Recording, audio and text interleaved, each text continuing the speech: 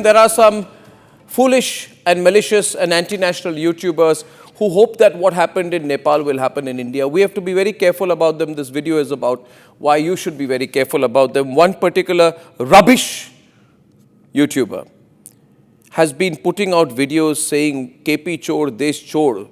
The statement there are an expression and similar to the words used by Rahul Gandhi. This rubbish YouTuber, ladies and gentlemen, hopes that what happened in Nepal will happen in India because maybe this is what he wishes to do. Maybe these rubbish YouTubers want to use anti-democratic means to bring down an elected government in India. We should be very careful of them. Another really stupid YouTuber who lives in Europe says that it's not a conspiracy, it's not a regime change operation, it is genuine. How do you know sitting in Germany what is and what is not? You have no idea. You sit behind a chroma screen, make videos, put out all fake news and make a lot of money on it, and then do videos about the lavish life and holidays you are having in Dubai. What do you know about what's happened in Nepal? So, ladies and gentlemen, we have to be very careful about these malicious anti-national YouTubers. What they will not tell you is that there is an American angle behind what has happened in Nepal. And sorry, Americans, if you're watching this, you don't like it. But in 2022, your regime change expert, Samantha Powers, is on record. She's the administrator of US aid. She says, I'm giving $60 million to strengthen democratic institutions and civil society in Nepal. Why? What is your interest?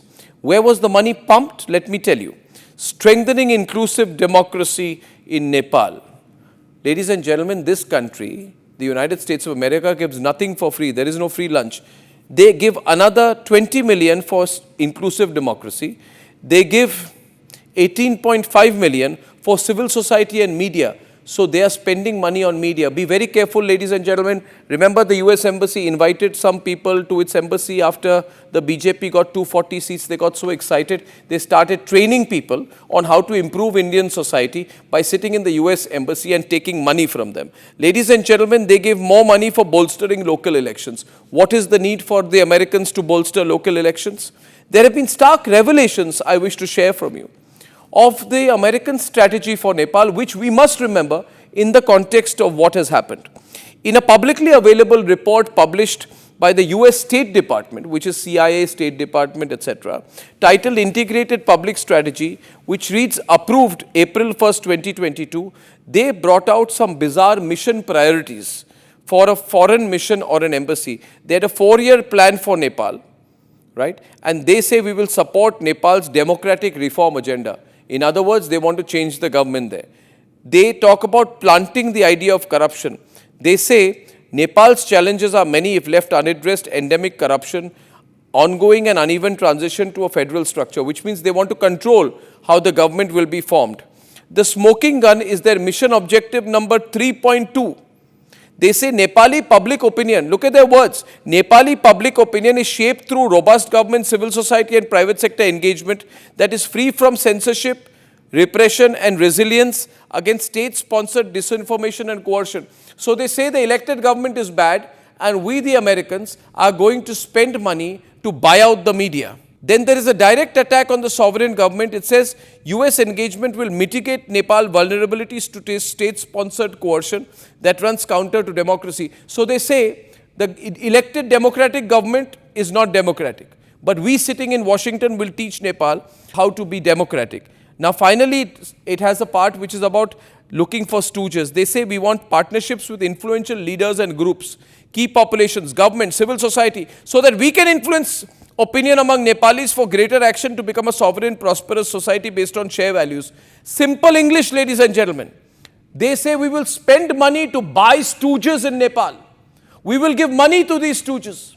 We will use these stooges to subvert their country. We will look for Mir Jafars and Jaichans. We will look for traitors in Nepal who will betray the cause of the Nepali people. And who did they choose, ladies and gentlemen? The leading frontrunner and reportedly the Gen Z choice to lead the interim government is Sushila Karki, Nepal's first female chief minister, who faced an impeachment motion in 2017 from the Maoist Center Nepali Congress after the court overturned a government appointment. In a turn of events, the motion was withdrawn due to public pressure and a Supreme Court interim order that reflects the public appeal she commands. Now, viewers, I want to talk about what has happened in Nepal, and I want to link it to what happened in Indonesia. Incidentally, you have seen the same things happening in Indonesia. And incidentally, the US aid had a 5-year initiative in Indonesia at the same time, in 2022. They called that an effective, efficient and strong government program. They gave $38.5 million to Indonesia. And they say we will use this to improve things in Indonesia. It was simply an attempt to buy over influence, buy over social media, buy over influencers, ladies and gentlemen. And we all know what has happened in Indonesia.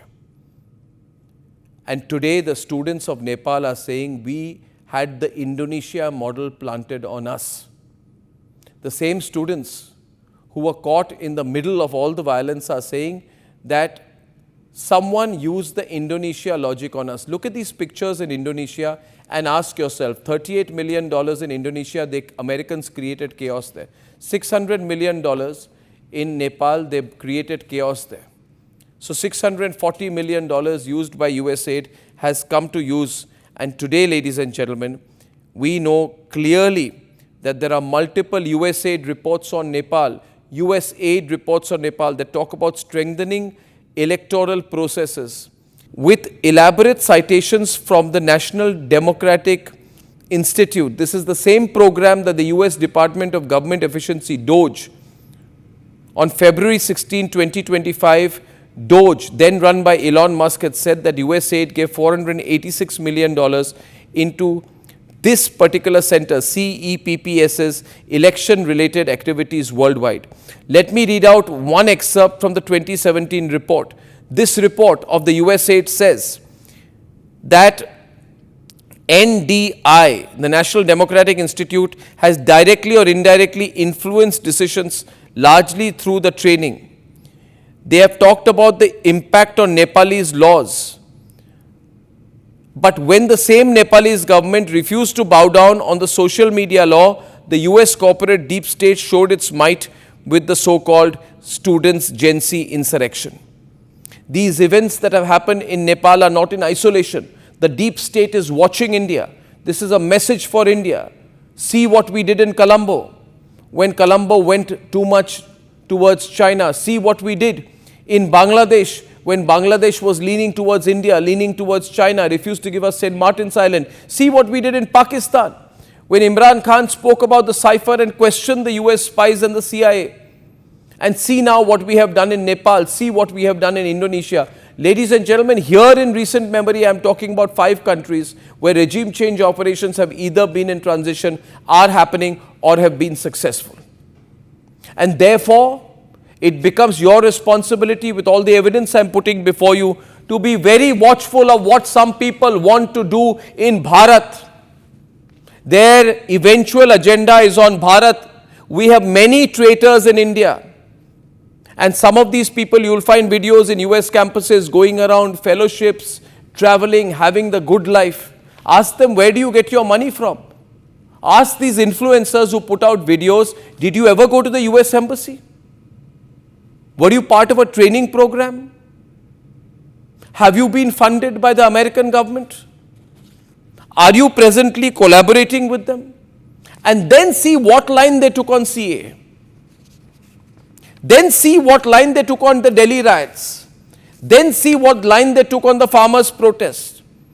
Then see how they said that the desecration of the tricolor on the Red Fort was not important. The burning of our national capital was not important. Ladies and gentlemen, the Mir Jafars in the media are at work with foreign countries and foreign governments to try and influence democratic processes in India. As an Indian journalist, as the chief of India's most influential news network, the Republic Media Network, I call upon all right-thinking citizens to create a watchful campaign. Watch out over the next few days. The government does its job. We believe that you need to be watchful of people who are trying to spread doubt in your mind about the country's democratic institutions because they can't win an election. That's why they say, let's seed some doubt. We haven't been able to create a process of dividing the country through religion, Waqf protests, through caste census campaign, through language. Therefore, let us plant a seed of doubt in the minds of the people of India, the world's largest and most successful democracy, that democracy itself does not exist. And then let's make a hashtag of it. And then let's start saying that there'll be a hydrogen bomb, there'll be an atom bomb, there'll be a nuclear bomb that we are going to explode, and then start saying that India was never a nation in the first place. Then start saying that the fire will spread, the fire will spread. Ladies and gentlemen, this is not insurrectionary language. This is language that is directly against the interests of our country. Are you going to be quiet and say it's all right, this is democracy? To those people who are now talking about vote chori, I asked them, where were they when Suresh Kalmadi's name came in the CWG scam? Where was Rahul Gandhi during the 2G scam, the Devas ISRO scam? Where was he? He told me he was not in operation during the 1984 riots and yet said that he was born into the system, that he's been part of the system. I call upon all political parties in India to respect the institutions of this country, including the Congress party.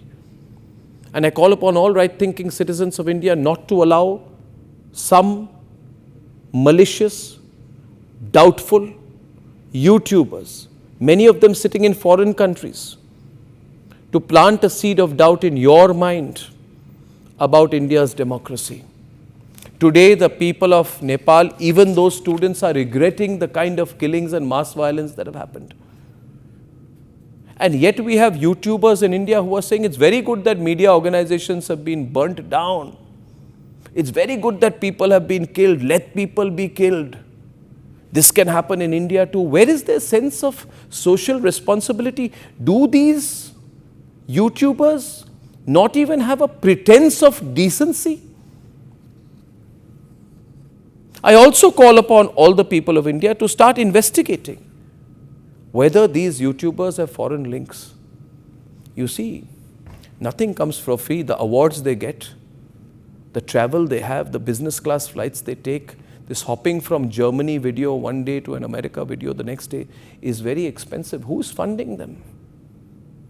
Remember, viewers, that when there was a protest against a nuclear power plant in India, which was essential for our democracy, it was eventually found by none other than the Republic Media Network that money had been channelized to some of the leaders of these protests through so-called fellowships in unknown American universities. So connect the dots. When I say people have the urban Naxal tukre mindset, I mean it. And what I'm saying is that, have we not seen enough? Do we want to see more? Have you not seen people defending Afzal Guru? Have you not seen people defend the Tukre gang who said, Bharat tere tukre honge, inshallah, inshallah, and today Kanhaiya Kumar roams around on a Congress leader? Have you not seen enough, ladies and gentlemen? Have you not seen Deepika Padukone weeping and shedding tears with the same people on the JNU campus as part of what I think was a publicity campaign for a movie? Have you not seen the violence during the CAA protests? And ask yourself that if COVID had not been an interruption, where would that violence have gone? Had reality not hit the people of this country with the Pahalgam attack, where would the anti-Waqf protests have gone? Would anybody who talks about mobocracy and statocracy now have taken responsibility? How does Rahul Gandhi say a fire will spread, a fire will spread? Is this the language to use for a responsible political leader? A leader of the opposition who says a fire will spread, I'll explode a hydrogen bomb? This is not serious language. This is terrible conduct. This is public misconduct, ladies and gentlemen. This is the misuse of our democracy. I believe it is the responsibility of every elected leader here to strengthen the institutions of this country. And if you have a doubt, sign an affidavit.